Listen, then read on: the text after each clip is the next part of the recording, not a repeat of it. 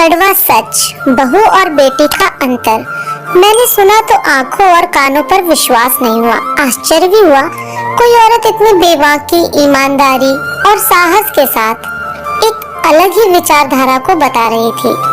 उनकी बात सुनकर एक पूरी तरह राजनीतिक विचार मन में घिर आया। जैसे पहले दलितों पर हुए अत्याचार का बदला अब स्वर्णों से लिया जा रहा है, और इस विषय पर कुछ बोलना आग में हाथ जलाने जैसा है। ठीक वही स्थिति नारी विमर्श की हो गई है। सिर्फ औरतों के पक्ष में बोलिए, सारे पुरुषों को दोषी ठहराओ। सिर्फ बेटी को अच्छा बताओ, बेटों की बखिया उधेड़ दो। अवसर था एक समाज सेवी संस्था परिवार द्वारा आयोजित परिचर्चा में भाग लेने का। जैसी कि उम्मीद थी, परिचर्चा में खूब रिश्तों को, खासकर बेटों को लानत मलामत भेजी जाएगी। सो वही हुआ। कई किस्से तो सचमुच दुखी कर देने वाले थे, जिसमें बेटे बहुओं ने रिश्तों को तार तार कर दिया था, तो कहीं बेटी दामाद ने भी जमीन जायदाद के लिए भाई भौजाई और माता पिता का जीना हराम कर दिया था। जायज हक लेने के बाद भी कहीं भाई भौजाई दोषी थे, तो कहीं ननद नंदोई, कहीं सास ससुर, तो कहीं देवर देवरानी या जेठ जेठानी। मैं सभी के विचार सुन रही थी। परिचर्चा अपने चरम पर थी और हर उम्र की महिला पुरुष इस बात पर सहमत नजर आए कि बेटे तो सारे नालायक हैं और सारी बेटियां सयानी। गोया की चर्चा का रुख तो कुछ इस कदर एक तरफा हो गया कि अगर उनका बस चलता तो वे इस दुनिया से बेटे नाम का जीव ही लुप्त कर देते। लेकिन तभी एक बहुत जोर की आवाज हम सभी को सुनाई दी, बंद कीजिए अपने किए अपराधों के लिए दूसरों को जिम्मेदार ठहराना।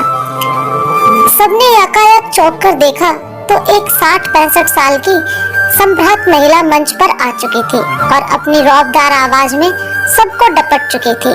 मेरी तरफ मुखातिब हो कहने लगी, मैं कुछ कहना चाहती हूँ। मैंने कहा, अवश्य। तो वे कहने लगी, बहनों, शायद आप सभी मेरी बात से सहमत न हो, लेकिन आप सबके विचार सुन मैं बड़ी दुखी हुई। एक तरफा सोच, सारा दोष एक के ही मत थे। मैं आप सब से केवल एक प्रश्न पूछना चाहती हूँ कि कोई एक उदाहरण बता दीजिए कि किसी कुंवारे लड़के ने अपने माता पिता को छोड़ा हो या उन्हें वृद्धाश्रम का दरवाजा दिखाया हो। फिर क्या कारण है कि शादी के बाद ही ऐसी स्थिति आ जाती है कि उसे ऐसे निर्णय लेने पड़ते हैं। कई बुजुर्ग महिलाओं ने अपना तमतमाया जवाब तैयार रखा था, लेकिन उस सम्राट महिला ने कहा, नहीं नहीं बहन जी, मैं कोई एक तरफा सोच लेकर नहीं जीती। मैं केवल सास को या केवल बहू को दोषी नहीं ठहराऊंगी। मैं तो समस्या की जड़ पर बात करूंगी। मैं तो आपसे दिल पर हाथ रखकर एक बात पूछना चाहती हूँ कि क्या हो जाता है शादी के बाद। थोड़ा रुककर बोली, चलिए जवाब मैं देती हूँ।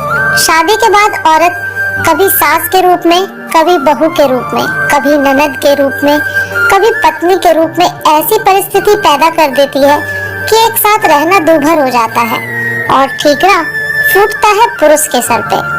आप सब कहते हैं बेटियां अच्छी होती हैं। मैं भी यही कहती हूँ कि बेटियां तो सभी अच्छी ही होती हैं, लेकिन क्या वही बेटियां अच्छी सास, अच्छी बहू, अच्छी पत्नी भी होती हैं? पूरे हॉल में अजीब सी चुप्पी छा गई थी। किसी के पास उनके सवालों के जवाब नहीं थे। उन्होंने एक गहरी सांस लेकर बोलना शुरू किया। मैं इस संस्था की कार्यकर्ता हूँ। मैं भी अपने बेटे बहू से बहुत नाराज थी। मैं मनोविज्ञान की प्रधानाध्यापक रही हूँ, लेकिन यह कहाँ लिखा है कि मनोविज्ञान पढ़ने वाला मन पढ़ना भी जाने। यहाँ रह मैंने मन पढ़ना भी सीख लिया, लोगों को समझना भी सीख लिया और अपने आप को समझ भी लिया। मेरे बेटे बहू दोनों बहुत अच्छे और संस्कारी थे, लेकिन मेरी उनसे अपेक्षा इतनी अधिक थी कि वे जो भी करते मुझे कम ही लगता। बेटी भी है मेरी और आप सबकी तरह बेटे से अधिक प्यार करती थी मैं उसे। रोज फोन करती तो लगता कितना ध्यान रखती है मेरा। वहीं मेरी बहू दिन रात साथ में रह मेरी सेवा करती, तो भी उसके हर काम में मीन मेख निकालना मेरा अधिकार था। सास जो ठहरी, मैं हंसते हुए बोली, बेटे का तबादला हुआ तो जाने से साफ मना कर दिया और वे चले गए, तो मैंने यहाँ समय बिताना शुरू किया। जब सबसे बात की तो पाया कि परिवार टूटने के मूल में है महिलाओं का आपसी सामंजस्य का अभाव, घर की महिला का खराब स्वभाव और रिश्तों में अत्यधिक अपेक्षाएं। क्या मैं गलत कह रही हूँ? महिलाओं में जितने कलेश होते हैं वैसे पुरुषों में नहीं होते। यहाँ रहने वाली हर महिला से जब मैंने बात की तो सब यही कहती पाई गई कि मेरा बेटा तो संस्कारी है, लेकिन बहू को यह कहते पाया कि ससुर जी तो बहुत अच्छे हैं, लेकिन सास, वैसे ही नंदोई, देवर, जेठ तो स्नेही थे, लेकिन क्रमशः ननद, देवरानी या जेठानी कलह की साक्षात प्रतिमा। कहीं न कहीं तो घर टूटने का कारण बहू की माताजी भी रही। अब पढ़ी लिखी समझदार तो मैं थी ही और न्यायप्रिय भी, इतनी अकड़ू भी मैं नहीं कि सच को प्रत्यक्ष देखकर भी नकार दूं। तो अब आप मुझे बताएं कि इन सब अच्छी और संस्कारी बेटियों को ससुराल में क्या हो जाता है कि परिवार बिखर जाते हैं। ये श्रीमती शर्मा है, घर में इनका इतना दबदबा था कि बहू अपने हाथ से चाय बनाकर भी नहीं पी सकती थी इनकी इजाजत के बिना, और समय पर चाय न मिले तो तूफान खड़ा कर देती थी। लेकिन यहाँ हर नियम के तहत चलती हैं, तो क्या थोड़ा सामंजस्य घर में नहीं बना सकती थी? यह बहुरानी सविता यहाँ जो समाज सेवा के नाम पर हर काम में आगे, लेकिन घर का काम और सास ससुर का साथ बंधन लगता था। पति को बच्चों को छोड़ यहाँ रह रही है, कहती है जब तक अलग नहीं होंगे घर नहीं जाऊंगी। सविता की तरफ देख बोली, बेटा चैरिटी बिगिंस एट होम। जो घर के लोगों की सेवा नहीं कर सकता वह समाज की क्या सेवा करेगा। यह नीतू मायके के प्रति पूर्ण समर्पित, पर ससुराल के नाम पर बिच्छू काट लेता हो इसे।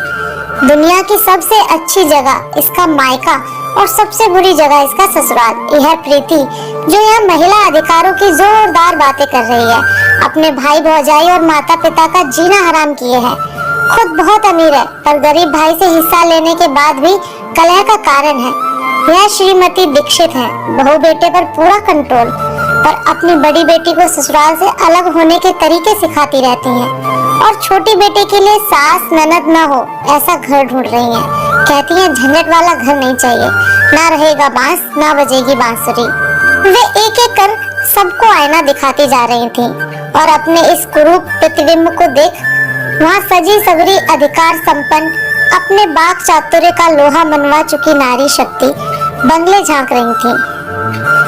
जो मुखौटे उन्होंने लगा रखे थे वे उनका साथ छोड़ रहे थे।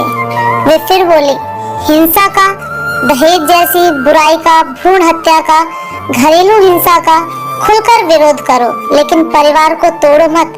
मिलकर बुराई का विरोध करो, लेकिन सारे पुरुष, सारे बेटे, सारे भाई कैसे बुरे हो सकते हैं। अपने स्त्री होने का गलत फायदा उठाना बंद करो और अपने आंसुओं को हथियार मत बनाओ। ईमानदारी से विरोध करो। पूर्वाग्रह से ग्रस्त होकर केवल पुरुष मात्र का नहीं, एक औरत जो मानसिक हिंसा करती है उसका विरोध करने का साहस भी रखो। पानी पीकर बोली, बहनों मैं आप सबसे सहमत हूँ। औरत बहुत ताकतवर होती हैं, वह घर तो क्या दुनिया को भी स्वर्ग बना सकती हैं। लेकिन यह भी सच है, जो घर नर्क बने हैं उसकी जड़ में भी किसी न किसी अच्छी बेटी की ही जिद या अहंकार ही रहा है। मैंने देखा कई की आंख से ग्लानि और पश्चाताप के आंसू गिर रहे थे। इन आंसुओं ने कितनों के पूर्वाग्रह को धोया यह मैं नहीं जानती, लेकिन यह एक कड़वा सच था जो कई की आंखें खोलने वाला था। आपको कहानी कैसी लगी कमेंट करके जरूर बताएं।